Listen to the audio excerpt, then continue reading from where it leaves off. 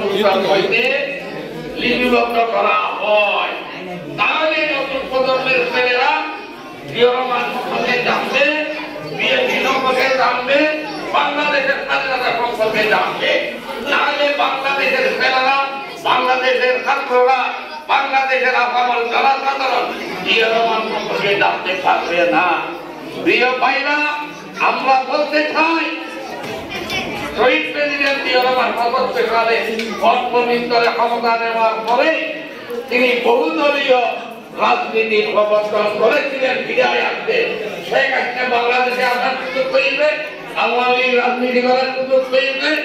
আজকের জামাত বলেন, communist party বলেন, সিপিবি বলেন এবং বিভিন্ন ধরনের পার্টি রাজনীতি করার সুযোগ পেয়েছে।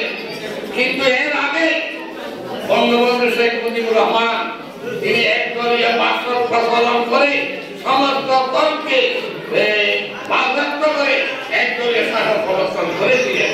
সেই একদলীয় শাসন থেকে বহুদলীয় শাসনে প্রবর্তন করেছিলেন তিনি হলেন শহীদ প্রেসিডেন্ট জিয়া রহমান। এটা আমাদের জনগণকে জানতে হবে, আমাদের ছাত্রদেরকে জানতে হবে, বাংলাদেশের সম্পর্কে বিশ্বকে জানাতে হবে।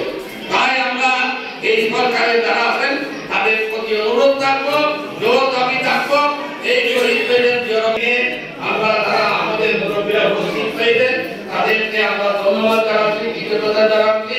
তারা শহীদ প্রেসিডেন্ট জিয়া রহমানের হাতে শেষ করে আজকে তাজওয়ালা টুপিওয়ালা উজুওয়ালা কত মানুষ আছে সবাই জিয়া রহমানকে ভালোবাসে।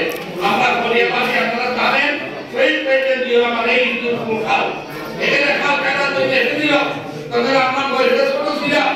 আমরা গোল পাইতে বাজারে নিয়ে এসে আমি ৭০ থেকে এখানে গোল পাইতে বাজারে নিয়ে এসেছিলাম। শহীদ প্রেসিডেন্ট জিয়া রহমানের খাল কাটার মাধ্যমে বাংলাদেশ খাদ্যের ক্ষমতা অর্জন করেছিল। আজকে বাংলাদেশের খাদ্যের সংকট খাল নালা সমস্ত ভরাট করে দিয়েছে। এই